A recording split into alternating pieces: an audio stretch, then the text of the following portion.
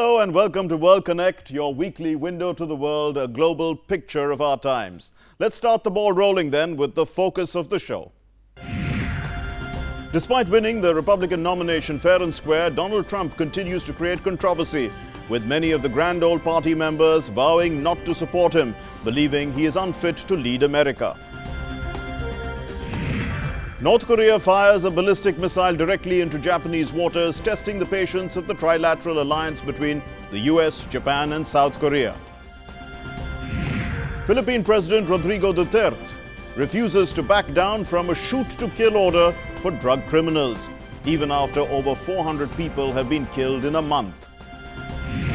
And Governor Masooma Muradi sets a brave example in a society that is not used to women in authority.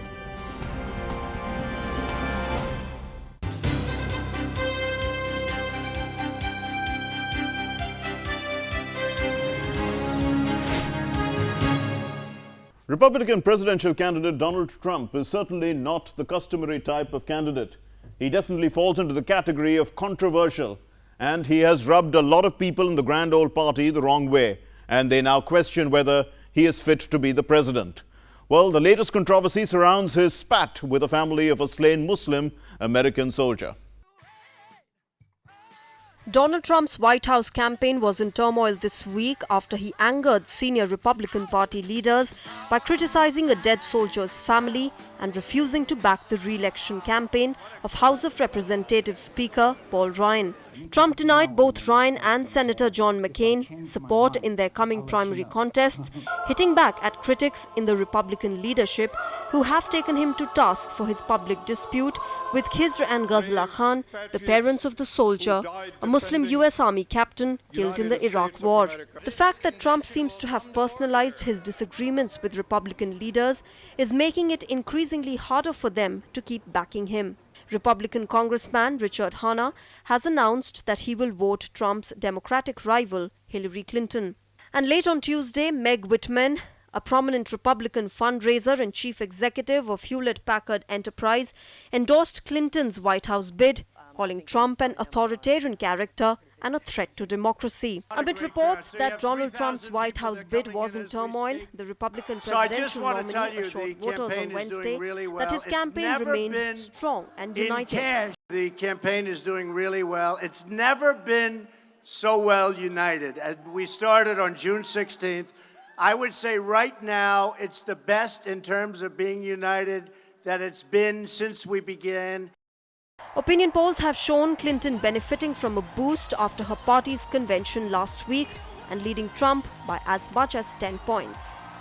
Well, Donald Trump has made conciliatory moves, and on Friday he endorsed the House Speaker Paul Ryan, who is an important voice in the Republican Party.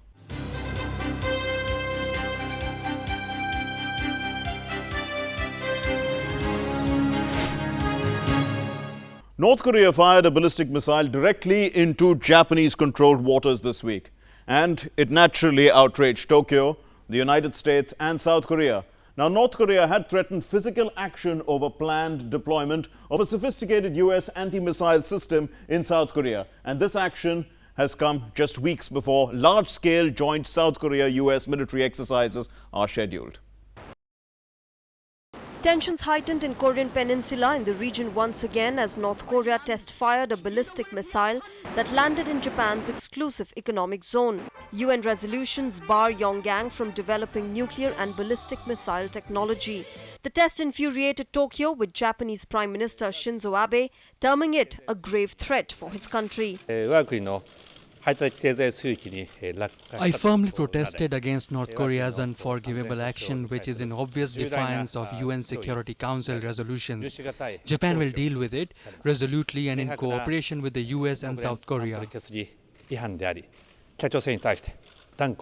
The test, said to be of a medium-range Rodong missile, was conducted from a region in South Hwanghae province to the southwest of Pyongyang. Seoul asked North Korea to stop provocative actions and focus on livelihoods of its people. It's a grave provocation to the Korean Peninsula and the international community. We expect the North to immediately stop it and put more efforts into the people's livelihoods. United Nations also voiced its deep concerns over the launch.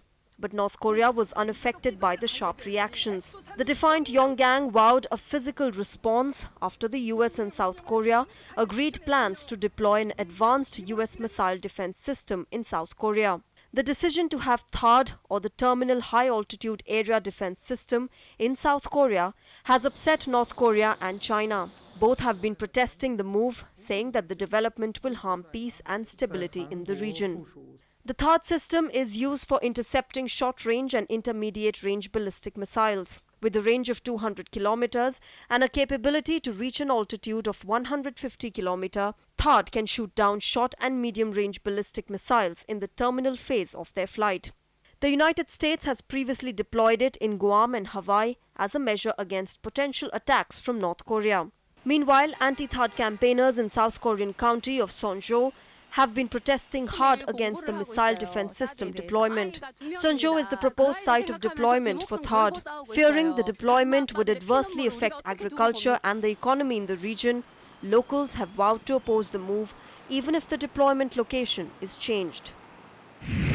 Filipino President Rodrigo Duterte has acknowledged certain abuses in his war on illegal drugs.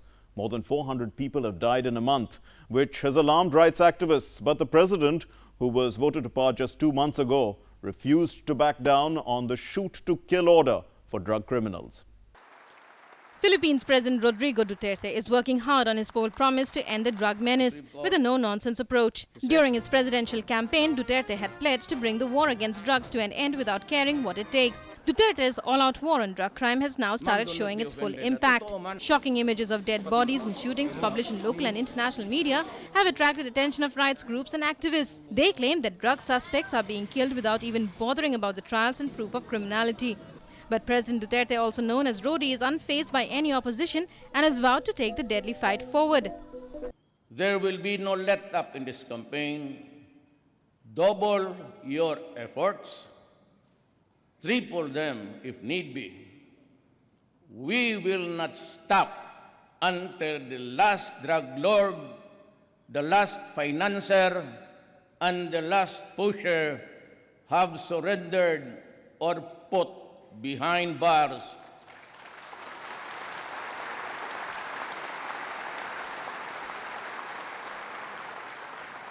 Or below the ground, if they so wish.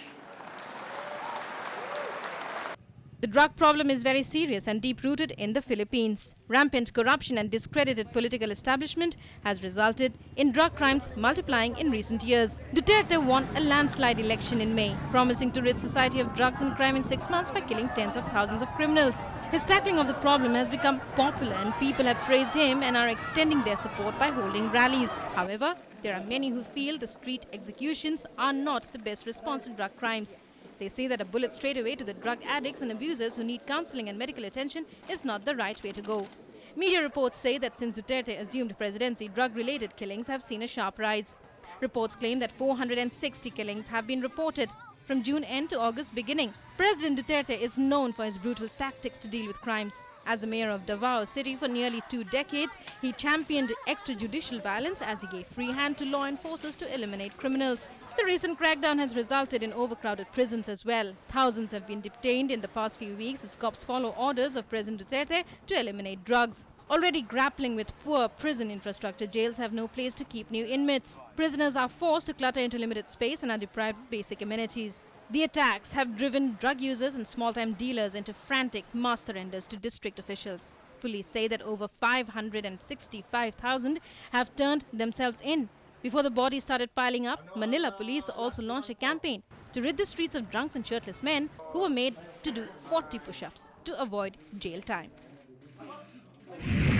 In the first test of public opinion on the military's handling of Thailand since it grabbed power, the country votes in a referendum over a new military-scripted constitution. Now, campaigning against the document has been banned, and a low voter turnout is likely to benefit the military leadership. Thailand has been deeply divided since the 2006 ousting of Thaksin Shinawatra by the military and of his sister in 2014. Thais are voting in a crucial constitutional referendum on Sunday whether to accept a military-backed constitution. The country is ruled by military since it took power in a May 2014 coup. The country's two biggest political parties oppose the constitution.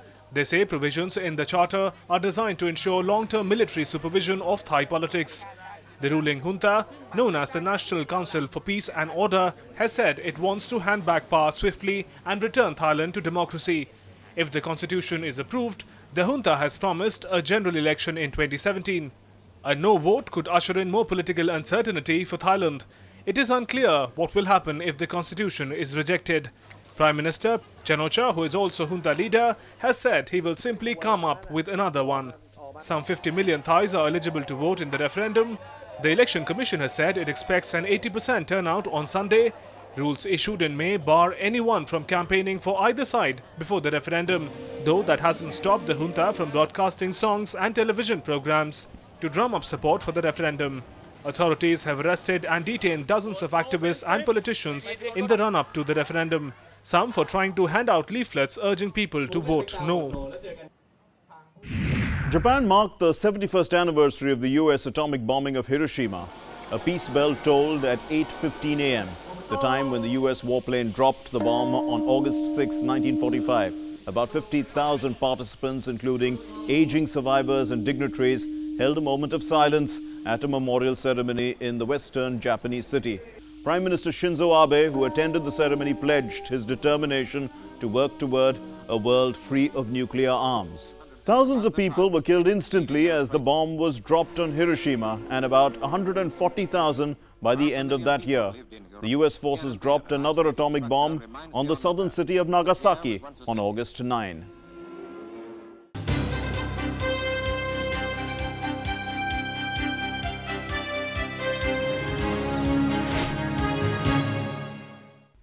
An American citizen was killed and 5 other people injured in a knife attack in central London on Wednesday night. The suspect, a 19-year-old Norwegian national of Somali origin, is in police custody on charges of murder now. He has been described as a quiet, nice schoolboy, and the initial probe indicates that the tragic incident was triggered by mental health issues. The London knife attack has also prompted additional security in UK's capital.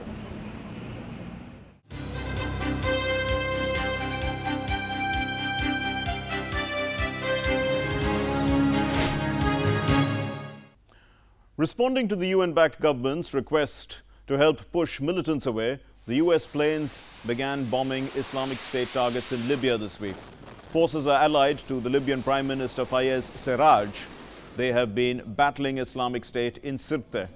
Well, the militants seized the Mediterranean coastal city last year, making it their most important base outside Syria and Iraq. But they are now besieged in a few square kilometers of the center. And now let's take a look at some more stories that are making news across the globe. Fire breaks out during a birthday party at a bar in French city Rouen. At least 13 people killed and 6 others injured. Terrorism ruled out. Probe underway. US President Barack Obama says cash payment made to Iran not a ransom in return for release of American hostages. Rejects Republican presidential nominee Donald Trump's allegation. Emirates probes cause of crash landing of Boeing 777 at Dubai airport. All 300 passengers and crew were safely evacuated from the flight from India to Dubai on Tuesday. One firefighter lost his life. Maoist leader Prachanda takes charge as new Nepal Prime Minister, vows to address grievances of Madhesis demanding a greater say, announces 1 million compensation each for families of those killed in Madhesi protests. 5 foreign tourists wounded in Afghanistan. Gunmen attacked their convoy as it passed through western Herat province. Taliban claims responsibility for the attack. Russian military helicopter shot down in Syria's rebel-held Idlib province. The Mi-8 military transport helicopter with 5 people on board was on its way back after delivering humanitarian aid in Aleppo. Tunisian president names Youssef Chahed as prime minister, tasked with forming a unity cabinet to tackle major economic and security challenges. Pope Francis has urged young people not to be indifferent to the sufferings of others. Addressing World Youth Day celebrations in Poland, the Pope also asked youngsters to pray for Syria and other places in conflict. Rare flower blooms in Washington. Hundreds of people gathered to catch a glimpse of a corpse flower.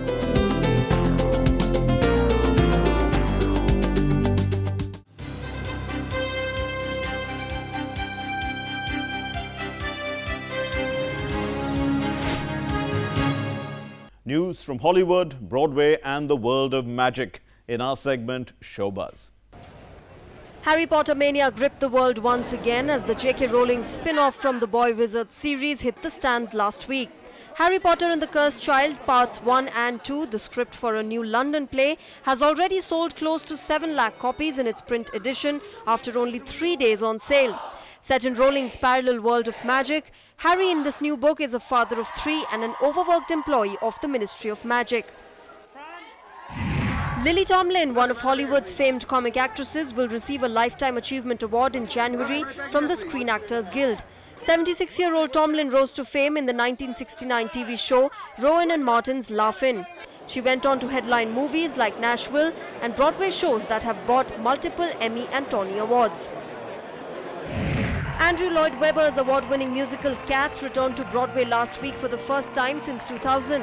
Since its world premiere in West End in 1981, Cats has been presented in over 30 countries and has been translated into 15 languages. Based on T.S. Eliot's Old Possum's Book of Practical Cats, the story revolves around a tribe of cats called the Jellicles.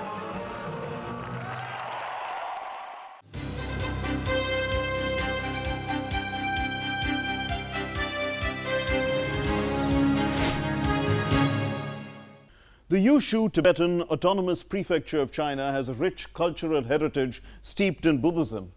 The place was struck by an earthquake in 2010, which led to the suspension of one of its grandest Tibetan festivals. Well, that colorful festival has started again, and it takes place high up in the mountains. Thousands of horses galloping by, Tibetan women dressed in ethnic mountain style. Yushu, a mountain town in China, was the scene of a grand Tibetan festival. China's ethnic Tibetans come in from around the country to the town, situated in the mountains of Qinghai, to take part in this colorful fest. Displaying their cultural heritage, the Tibetan women with traditional dresses known as chuba and monks in red robes gather for this festival every year since the 1990s. But the festival was suspended for some years following the massive earthquake which shook the town in 2010 and claimed thousands of lives. Resumed with its full splendor, the event now stands as a firm reminder to the rich tradition and culture of the Tibetans. You can see the Tibetan fashion show, the jewelry, the nice clothes, and the dancing. A lot of tourists and foreigners come to watch. A lot of foreigners and Chinese want to study Tibetan culture and Buddhism. They want to see Tibetan horse racing, the clothing, and the dancing. They think there is something special about it all. The northwestern Chinese province of Qinghai is home to an 8 million strong Tibetan community. Kham, the Tibetans of the area, are famed for their equine skills. Hundreds of spectators watch their famed horsemanship and archery. The brown steeds, adorned in the yellow and green ribbons, are the heroes of the show.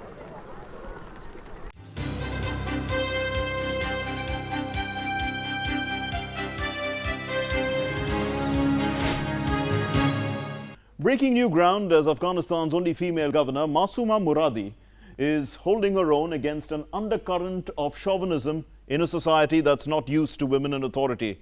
She is setting an example for women, and it is a brave one in a country that had badly suppressed women under the Taliban regime at the turn of the century. A woman governor, not something totally new or unheard of in today's world, but it is so in Afghanistan. Masooma Muradi is the sole female governor in a field dominated by men. An MBA graduate with an experience in the Election Commission, Muradi was appointed the governor of Daikundi by President Ghani. A year into her job, Masooma Muradi is facing a lot of pressure in a society which does not easily accept a woman as the head of administrative affairs. As a woman, working in Afghanistan is not easy and needs a lot of courage. I must be strong enough to deal with all political and social pressures. The Afghan president's promise of bringing in more women to governance has to go a long way still. And for Masooma Muradi to be the game changer, it needs a lot of effort. She has her ways of working. With a hands-on approach, she is confident of carrying out her task efficiently. I do have the ability to handle my work. I know how to govern the province and I don't need anyone's help. But I may take some advices from people. Standing by her to support her is Muradi's husband, Khalil Hashim, taking a lot of taunting on account of his wife's position. Hashim, however, is proud of Muradi. My friends tease me saying that I have become a babysitter or a house secretary and I have to tolerate them. But I'm happy that Mrs. Muradi is the governor and I support her. Masooma Muradi's job is not an easy one. The 37-year-old mother of two has to govern Daikundi, a region at the receiving end of weather eccentricities and problems like unemployment. And in addition, her adeptness, strength and managerial skills have to hold back the patriarchal society's trials and pave way for a progressive society with inclusiveness. This brings us to the end of this edition of World Konnect. You can always send us your feedback. You can write to us.